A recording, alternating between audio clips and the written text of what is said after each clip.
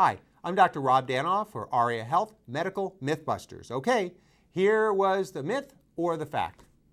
In order to have a concussion, a person who suffers one would pass out or lose consciousness. Is that a myth or is that a fact? Well, surprisingly, the answer is that's a myth. In fact, only about 10% of people who actually have a concussion have passed out or lost consciousness. Most people with concussions do not pass out. So what's a concussion? Well, a concussion is caused by either a direct hit to the brain, maybe an injury or a fall, or it can be caused when you just fall down. You can even hurt your shoulder. But a concussion can be caused by anything that causes the brain to shake. So if you're injured and your brain shakes, that can cause a concussion.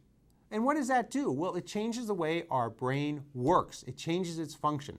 Think of a navigation system in a car. It takes you from street to street. Well, if our brain has a concussion, we can't go from street to street. And it affects us in different ways. Sure, there are the physical signs, which some people say, oh, they get a bad headache, or they get dizzy, or nauseousness, or they vomit, or they have trouble walking correctly. Those are physical signs. But then there's 3 potential silent signs that really show that the brain is not thinking correctly. Number 1, sleep.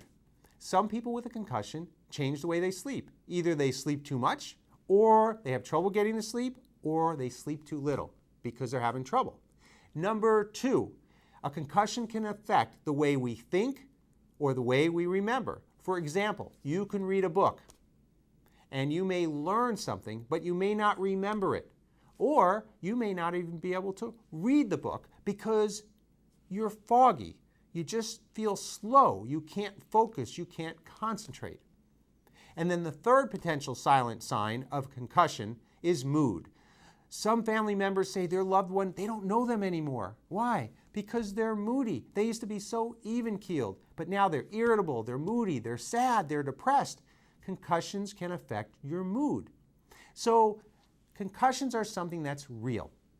It's not something that will show up on a CAT scan or an MRI, because a CAT scan or MRI only shows the structure of a brain.